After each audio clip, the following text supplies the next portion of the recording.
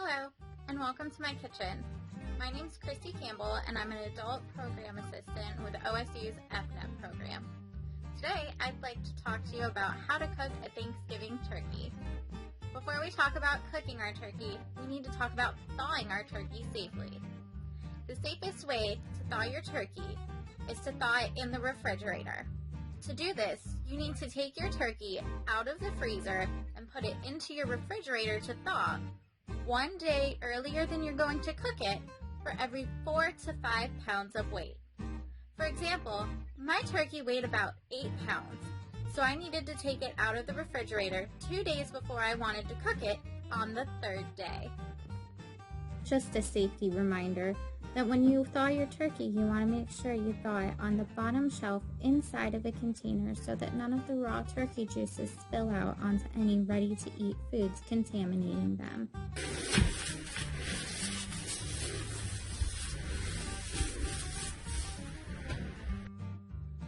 So the first thing we're going to do is we're going to take our turkey out of the bag. I'm going to apologize because mine is very small because all I could find was a hen, because I am filming this in September so that we have it ready by Thanksgiving. We're going to take our kitchen scissors and cut the bag open very carefully.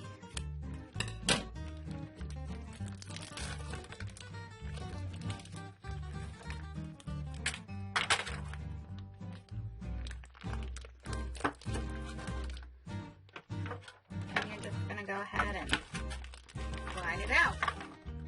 Just once you have your turkey out of your bag, the next thing you want to do is locate the giblets. So sometimes it's up here in the neck, which mine does not appear to be in the neck hole. So we're going to come down here and we're going to check this main cavity on the bottom, which there's the neck. Usually these are in a bag, so I don't know if my bag ripped open or what. There's an organ, I believe that's a heart. Yeah, apparently those are all of the giblets that I have in my bird. But you can see my cavity is nice and thawed out. I don't have any big chunks of ice. Just want to make sure we got everything, which yes, everything is out. So these you can either throw out or keep to use to make stock or gravy. Next, we want to go through and we want to make sure that all of the feathers are off. There are still a couple pin feathers on here that I'm just going to pluck. We're going to check the back. Here's one. You can see they're really tiny. Okay. So the next thing we want to do is all of this excess skin and fat. We don't necessarily need all of this. You don't want to take all of it off, especially if you have a very large bird that's going to be in the oven for a long time. That'll help to cook off and kind of self-baste your bird. But I have a very small turkey that's not going to be in the oven for hours and hours and hours. So I'm gonna remove. Okay, so once we get the fat and stuff trimmed off our turkey, we can just kind of dry it off a little bit if it's incredibly wet. You want to do this with a paper towel, and then you want to throw it away in your garbage can immediately. Don't set it on your counter or anything, because then you're going to be spreading salmonella. And then we are going to cover our turkey and stick it in the fridge while we get our produce that we're going to put in it ready. Okay, so while our turkey's back in the fridge so that skin can dry out a little bit more, we're going to get the produce that we're going to put inside of it to give it some more flavor, and then the herbs that we're going to use as a dry rub ready. Here I have some thyme, some rosemary, and some black pepper. I have some tops to some celery stalks. And then I just have some herbs from my garden, which I have fresh sage and fresh basil. But if you don't have those, don't feel like you have to go out and get them. They're not mandatory. I just had them on hand. Some other nice things that you can use is lemon cut in half. I also have some garlic and 2 onions, 2 small onions. Depending on the size of your turkey is going to depend on how much you need to put inside of it. Since mine is really small, I just have 2 small onions and 3 cloves of garlic. If you have a bigger, say 10 to 15 pound turkey, you might want to put 3 onions in it and 6 cloves of garlic in it. It's just going to depend on how flavorful you want it. So we're going to cut the tops off of our onions, and then we're going to cut them in half using our claw grip to keep our fingers safe. And cut through the root.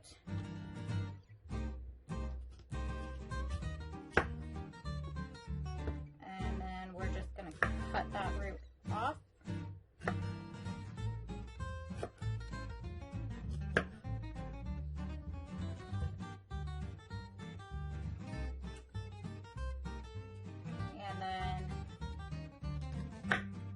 We're just going to cut our halves into quarters, and that's it. We're not going to make it really small. We just want it to fit inside and release. And we're going to push that aside. For our garlic, we're just going to cut the ends off. Use your claw grip.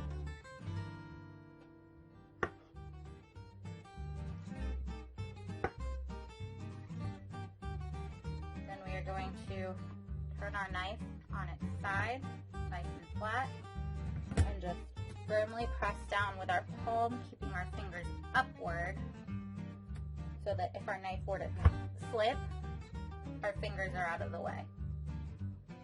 And we're just doing that to smash the garlic once again to release those juices. So next what we're going to do is we're going to take our herbs and our pepper and we're going to mix it together in a bowl to make our dry rub. And we're not going to put any salt in it because salt is one of the things that Americans tend to overeat as it is.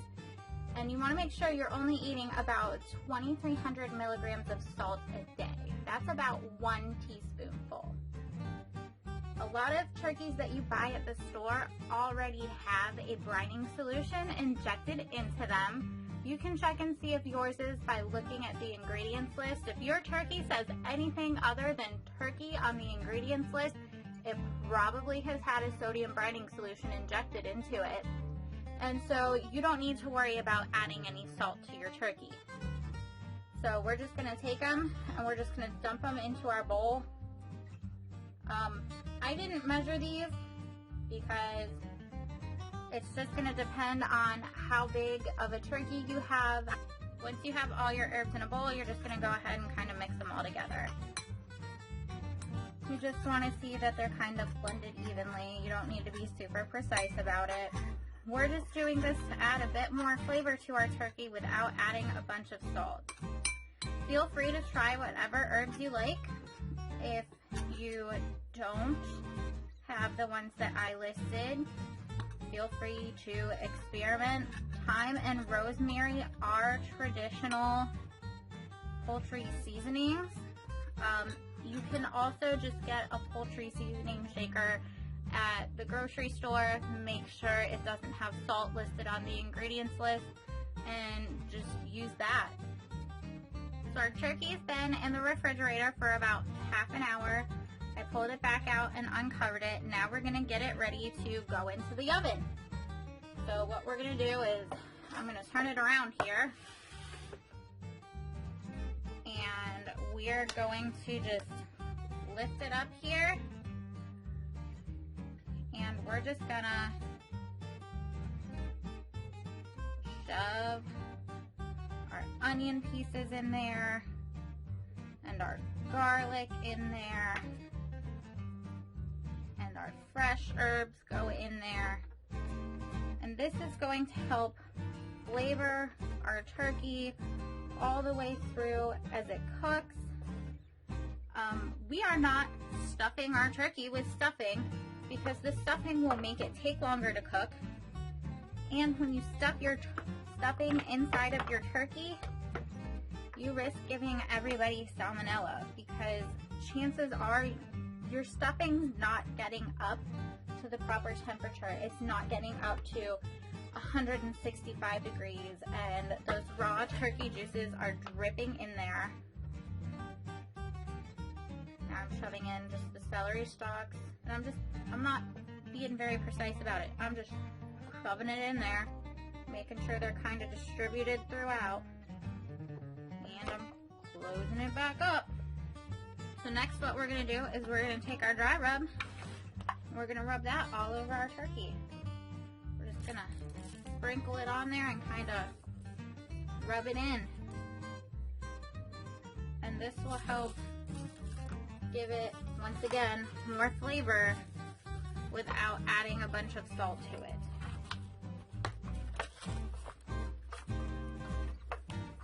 And as far as what you use to dry rub your turkey with, that is completely up to you.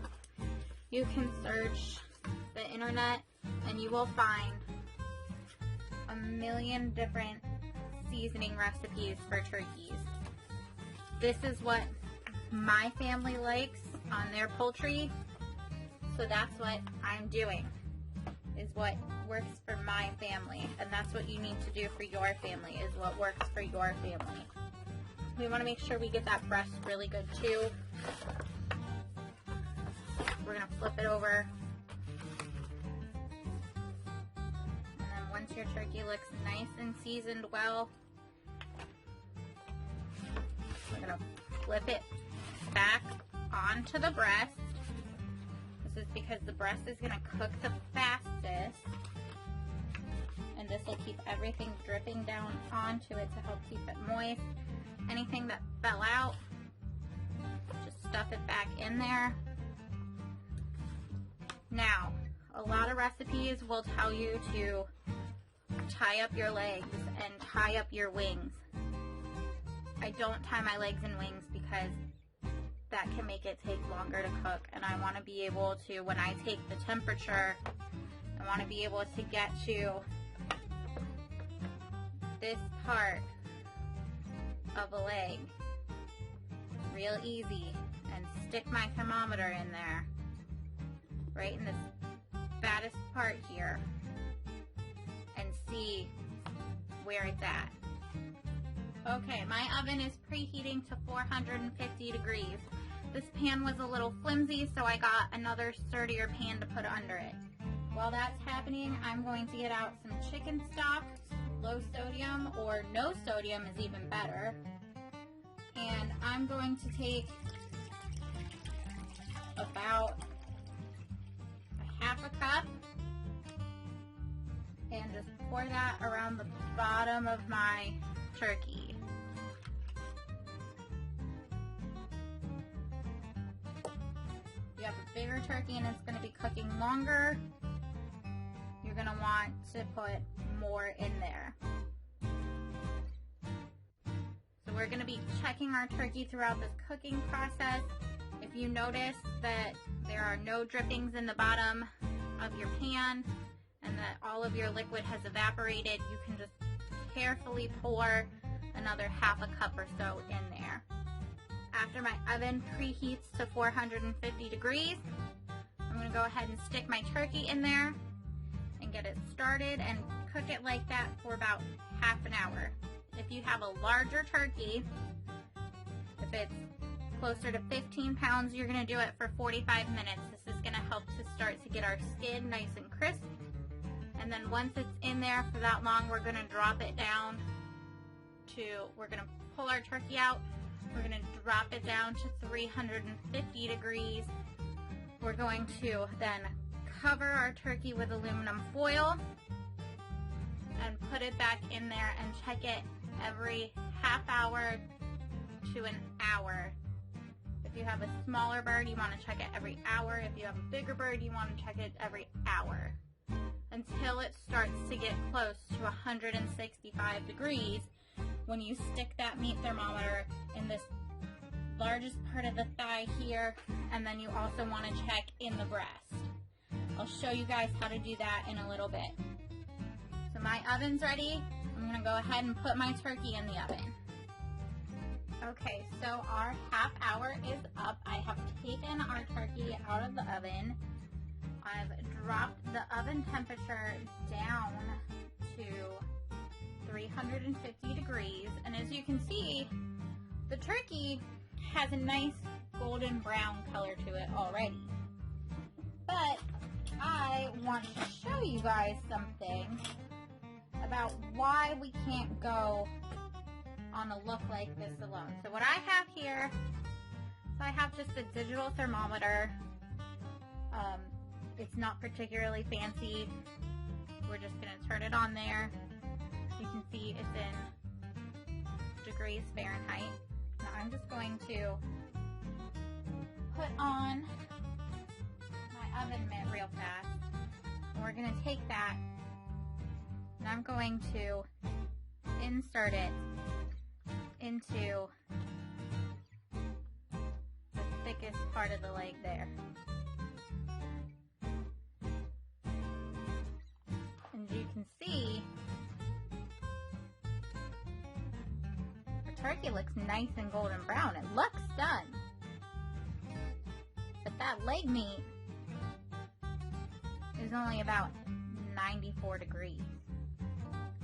We'll do this one so you can see better.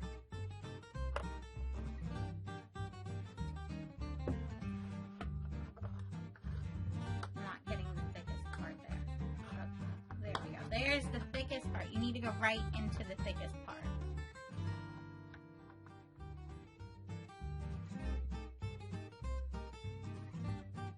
So that's up to about 120 there. If we come more in the center here, the very inside of our turkey is still only about 30 degrees. So this is why you can't go on looks alone. You want to take a meat thermometer and check. So now that we've checked the temperature of our turkey, and you guys have seen that it is at multiple different temperatures depending on where we check this turkey at. None of them are anywhere near done. It obviously needs to go back into the oven for longer. So to help it get up to a nice temperature, we're going to carefully take foil. We're going to loosely put foil around it.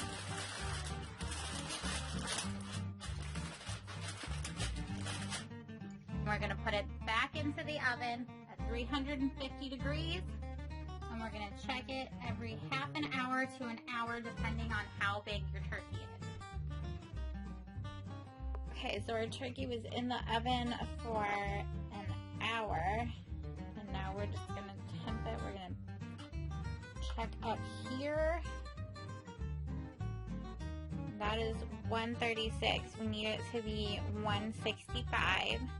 So we already know it needs to go back in, and I'm 137. So I'm probably going to put it in for at least another hour. I will check it in half an hour though. We'll take that out there. And then we're going to come back here and just check under here in the thigh and see where that's at. And that's at 149. That's a bit closer to where we need, but still not quite there. As you can see, it's still all nice and juicy and golden brown. So I am going to take the thermometer out. You don't want to leave the thermometer in.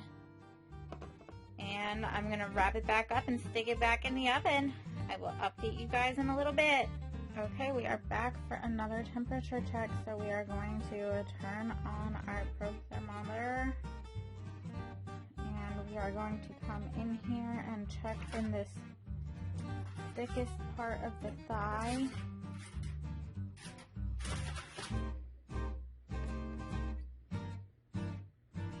Which appears to be at a much higher temperature now.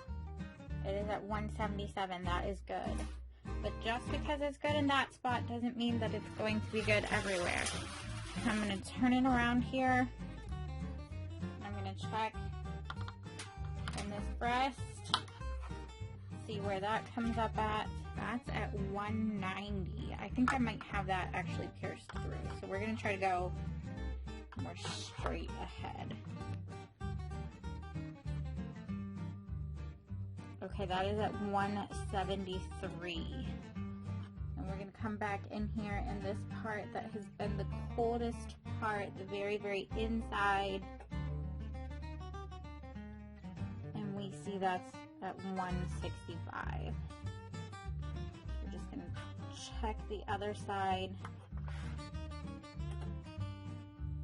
Make sure it's all good as well. Thing about cooking a turkey like this is you have multiple places with multiple different thicknesses, and so you want to make sure you take the temperature in a couple different spots. You want to make sure you're not laying that up against any bones or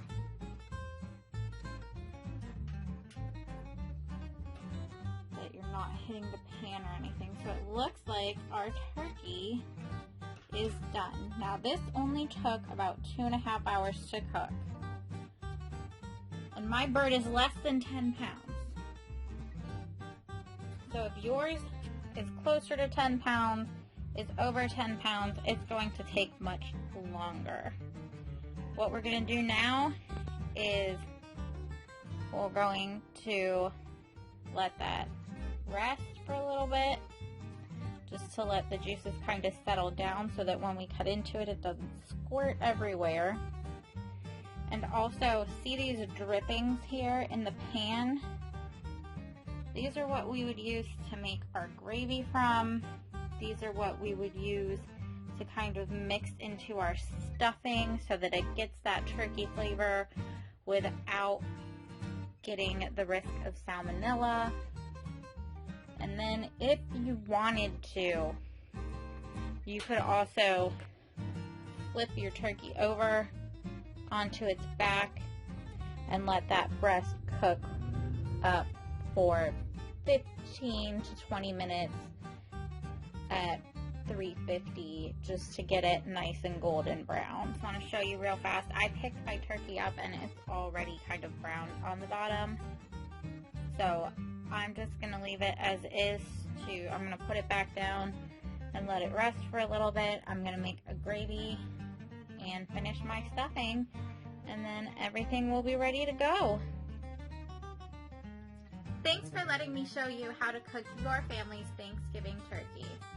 Now, to keep your leftovers safe, we need to make sure we get them into the refrigerator within 2 hours after we finish cooking our turkey. And they're good for about 3 days after we finish cooking the turkey.